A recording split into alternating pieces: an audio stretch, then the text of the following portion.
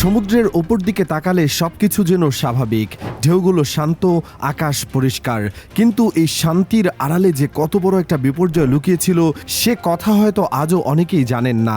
বিশ্ব যখন তার স্বাভাবিক গতিতে চলছে, ঠিক তখনই দুটি পরাশক্তির মধ্যে এমন একটা পরিস্থিতি তৈরি হয়েছিল যা যে কোনো মুহূর্তে তৃতীয় বিশ্বযুদ্ধের সূচনা করতে পারত।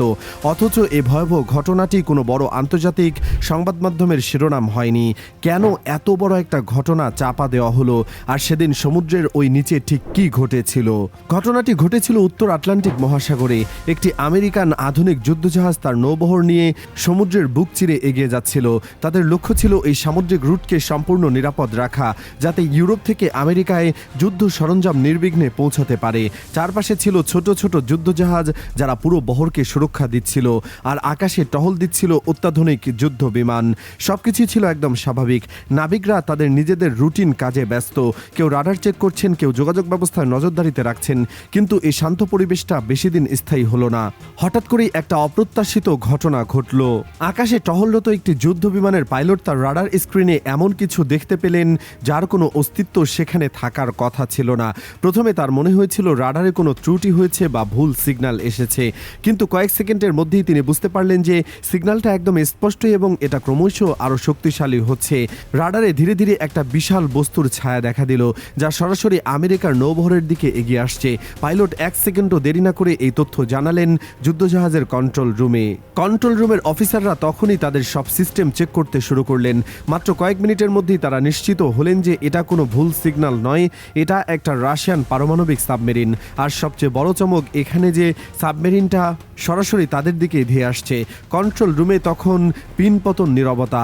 সবাই বুঝতে পারছিলেন যে পরিস্থিতি কতটা মারাত্মক হতে চলেছে, কারণ এই রাশিয়ান সাবমেরিনটা কোনো সাধারণ সাবমেরিন নয়। এটা এমন একটা যুদ্ধজাহাজ যা একটানা 6 মাস বা তারও বেশি সময় পানির নিচে থাকতে পারে কোনো বাহ্যিক সাহায্য ছাড়াই।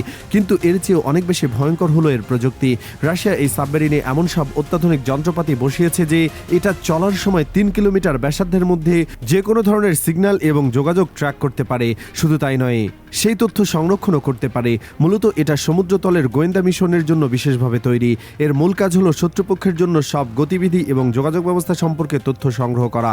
এখন ভাবুন তো, এমন একটা সাবমেরিন যখন আপনার চোখের সামনে নীরবে এগিয়ে আসছে, তখন মাথায় কি চিন্তা আসবে? আমেরিকান যুদ্ধজাহাজের ভেতরে তখন শুরু হলো জরুরি বৈঠক।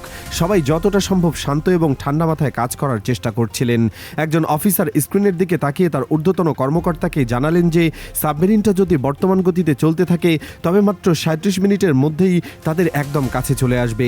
যুদ্ধজাহাজের ক্যাপ্টেন কোনো ধরনের ঝুঁকি নিতে চাইলেন না। তিনি ভালোভাবেই জানেন যে এই যুদ্ধজাহাজের একটা কড়া নিয়ম আছে। কোনো সন্দেহজনক বা শত্রুবস্তু যদি জাহাজের 8 থেকে 10 কিলোমিটারের মধ্যে ডিটেক্ট হয়, তাহলে সাথে সাথে জাহাজের সব প্রতিরক্ষা ব্যবস্থা সক্রিয় হয়ে যায়। আর ঠিক তখনই আমেরিকার লিঙ্ক 16 নেটওয়ার্ক সক্রিয় হলো। এই লিঙ্ক 16 নেটওয়ার্ক হলো আমেরিকা এবং ন্যাটোর সামরিক যোগাযোগ ব্যবস্থার মূল ধমনী, যা মুহূর্তের মধ্যে বিপুল পরিমাণ তথ্য আদান প্রদান করতে পারে। সাথে সাথে এই তথ্য পাঠিয়ে দেওয়া হলো উত্তর আটলান্টিকের আশপাশের সব ন্যাটো ঘাঁটিতে। মাত্র 1 মিনিটের মধ্যে পুরো উত্তর আটলান্টিক অঞ্চল জুড়ে সতর্কতা ছড়িয়ে পড়ল। সবাই জানতে পারল যে একটা রাশিয়ান পারমাণবিক সাবমেরিন আমেরিকার নৌবহরের দিকে তীব্র গতিতে এগিয়ে আসছে। এরপর যা হলো তা যুদ্ধের মহড়ার দেখা যায়। ব্রিটেনের একটি ফাইটার জেট তখন উত্তর দিক দিয়ে নিয়মিত টহল দিচ্ছিল। খবর পাওয়ার সাথে সাথে সেই বিমান দিক পরিবর্তন করে দক্ষিণ দিকে ছুটে এলো। একই সময় স্কটল্যান্ড, নরওয়ে এবং আইসল্যান্ড থেকেও উড়ে এলো P-8 পোসাডাইন বিমান। আপনারা হয়তো ভাবছেন এই বিমানগুলো কি? এগুলো কোনো সাধারণ বিমান নয়, এগুলো হলো এন্টি সাবমেরিন ওয়ারফেয়ারের জন্য বিশেষভাবে তৈরি করা যুদ্ধ বিমান। এই বিমানগুলো কয়েক টন ওজনের বোমা বহন করতে পারে, কিন্তু সবথেকে বেশি গুরুত্বপূর্ণ হলো এগুলো সমুদ্রের পানির নিচে লুকিয়ে থাকা সাবমেরিনকে খুঁজে বের করতে এবং আক্রমণ করতে একদম দক্ষ। এই বিমানে এমন সব সেন্সর আছে যা পানির 500 মিটার গভীরে থাকা সাবমেরিনের গতিবিধি ট্র্যাক করতে পারে। এই বিমানগুলো সমুদ্রে সোনোবয় ফেলে, যা পানির নিচে শব্দ তরঙ্গ তৈরি করে এবং সেই শব্দ ফিরে এসে সাবমেরিনের ঠিকানা নির্ণয় করে। একদিকে রাশিয়ান সাবমেরিনের নাবিকরাও বসেছিল না। তারা তাদের সিস্টেমে দেখতে পাচ্ছিল যে তাদের বিভিন্ন দিক থেকে ট্র্যাক করা হচ্ছে। একের পর এক রাডার সিগন্যাল তাদের সাবমেরিনকে লক করছে। কিন্তু রাশিয়ান সাবমেরিনের ক্যাপ্টেন মোটেও ভয় পাচ্ছিলেন না। তার কারণও আছে। এই সাবমেরিনটি পারমাণবিক মিসাইল, অত্যাধুনিক টর্পেডো এবং ব্যালিস্টিক মিসাইল বহন করে। অর্থাৎ এই একটা সাবমেরিন দিয়ে সমুদ্র, স্থল এবং আকাশ 3 জায়গা থেকে একযোগে আক্রমণ চালানো সম্ভব। এটা নিঃসন্দেহে একটা পূর্ণাঙ্গ যুদ্ধজাহাজ। তবে রাশিয়ার নাবিক পরিস্থিতির গুরুত্ব বুঝতে পারছিলেন। তিনি জানতেন যে এখানে অতিরিক্ত সাহস দেখানো মানে হলো সরাসরি বিপর্যয় ডেকে আনা। তিনি সাথে সাথে রাশিয়ার বেস কমান্ড কন্ট্রোল রুমের সাথে যোগাযোগ করলেন পরিস্থিতি জানাতে। খবর পৌঁছানোর সাথে সাথেই রাশিয়ার ঘাঁটি থেকে দুটি MiG-29 এবং Su-57 ফাইটার জেট সমুদ্রের দিকে রওনা হলো। এই বিমানগুলো রাশিয়ার সবচেয়ে আধুনিক এবং শক্তিশালী যুদ্ধ বিমান, যাদের গতি, ক্ষমতা এবং অস্ত্রশস্ত্র বিশ্বমানের। ততক্ষণে আমেরিকান যুদ্ধজাহাজের চারপাশে এই ছোট্ট যুদ্ধজাহাজগুলোর প্রতিরক্ষা অবস্থায় চলে গেল। আকাশে পোসাডাইন বিমানগুলো গর্জন করে উঠছে এবং সমুদ্রে একের পর এক সোনো বয় ফেলা হচ্ছে। পুরো এলাকাটি পরিণত হলো একটা যুদ্ধক্ষেত্রে। যে কোনো মুহূর্তে যে কোনো কিছু ঘটে যেতে পারে। উত্তেজনা তখন চূড়ান্ত পর্যায়ে পৌঁছেছে। ঠিক এমন মুহূর্তে আমেরিকার যুদ্ধজাহাজের রাডার সিস্টেম আরেকটা চমকপ্রদ তথ্য দিল। রাশিয়ান ফাইটার জেটগুলো তাদের দিকে অত্যন্ত দ্রুত গতিতে এগিয়ে আসছে। এই খবর পাওয়ার সাথে সাথে আমেরিকার যুদ্ধজাহাজ থেকে দুটি F-22 র্যাপটার যুদ্ধবিমান উড়াল দিল। F-22 র্যাপটার হলো আমেরিকার সবচেয়ে উন্নত স্টেলথ ফাইটার জেট, যা শত্রুর রাডারে ধরা পড়ে না এবং গতি অত্যন্ত দ্রুত। এই বিমানগুলো সরাসরি রাশিয়ার জেটগুলোর মুখোমুখি হওয়ার জন্য ছুটে গেল, কিন্তু এরই মাঝে রাশিয়ার সাবমেরিন হঠাৎ করে একটা অপ্রত্যাশিত পদক্ষেপ নিল। তারা তাদের মিসাইল সিস্টেম সক্রিয় করল এবং আকাশে উঠতে থাকা পোসাডাইন বিমান এবং আমেরিকার নৌবহরে ছোট যুদ্ধজাহাজগুলো একসাথে লক করলো। একটু বুঝিয়ে বলি, লক করার মানে হলো মিসাইল সিস্টেম তার টার্গেট নির্ধারণ করে ফেলেছে এবং যে কোনো মুহূর্তে মিসাইল ছুটে যেতে পারে।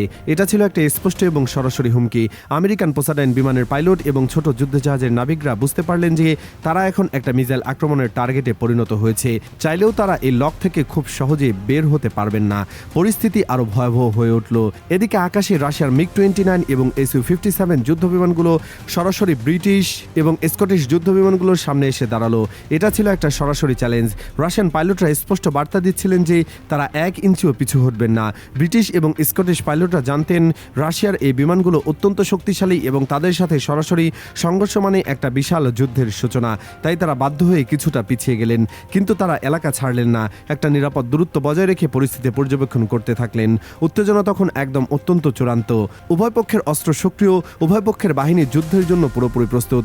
একটা ভুল সিদ্ধান্ত কিংবা একটা ভুল বোঝাবুঝি থেকে শুরু হয়ে যেতে পারত একটা বিশাল যুদ্ধ, যার পরিণতি হবে কল্পনাতীত। ঠিক এমন মুহূর্তে আমেরিকার কেন্দ্রীয় কমান্ড কন্ট্রোল রুম থেকে একটি নির্দেশ এলো। নির্দেশটি ছিল পরিস্থিতি শান্ত করার। তারা বুঝতে পেরেছিলেন যে এই উত্তেজনা আরেকটু বাড়লে ফিরিয়ে আনা যাবে না। আমেরিকা এবং রাশিয়া উভয় পারমাণবিক শক্তিধর পরাশক্তি। তাদের মধ্যে একটা সরাসরি সংঘর্ষ মানে শুধু তাদের দুই দেশের জন্যই নয়, বরং পুরো বিশ্বের জন্য এক চরম বিপর্যয়। তাই দুই পক্ষই চায় না কোনো ধরনের অপ্রয়োজনীয় ঝামেলায় জড়াতে। কিন্তু এই ঘটনার পর যা ঘটতে চলেছে তা সম্পূর্ণ ভিন্ন। এই ঘটনাটি রাশিয়ার বেশ কয়েকটি সংবাদ মাধ্যমে প্রচারিত হয়েছিল এবং তারা এটাকে তাদের নৌবাহিনীর সাহসিকতা হিসেবে তুলে ধরেছিল। কিন্তু আশ্চর্যজনকভাবে আমেরিকান কোনো প্রধান সংবাদ মাধ্যম এই ঘটনা প্রচার করা হয়নি। সম্ভবত তারা চাননি জনগণের মধ্যে অহেতুক আতঙ্ক ছড়িয়ে পড়ুক বা এই ঘটনাকে কেন্দ্র করে কোনো রাজনৈতিক বিতর্ক তৈরি হোক। তাই এই ঘটনা খুব বেশি মানুষের সামনে আসেনি। এখন প্রশ্ন হলো, এমন আরও কতগুলো ঘটনা ঘটছে প্রতিনিয়ত যা আমাদের চোখের আড়ালেই থেকে যাচ্ছে। উত্তর আটলান্টিকের সেই শান্ত দিনে বিশ্ব যে কত বড় একটা বিপর্যয়ের মুখোমুখি হয়েছিল তা হয়তো আমরা কখনোই জানতে পারবো না। কিন্তু এটা আমাদের সবার জন্য একটা বড় শিক্ষা। যুদ্ধ কখনো কোনো সমাধান নয়। আর দুটি পারমাণবিক শক্তিধর দেশের মধ্যে সংঘর্ষ মানে শুধু পৃথিবীর অস্তিত্বই ধ্বংস করা। আর এই ধ্বংসের বীজ বপন হয় ঠিক এমন কোনো শান্ত সমুদ্রের নিচে, যেখানে কেউ বুঝতে পারে না যে মৃত্যু কতটা কাছে চলে এসেছে।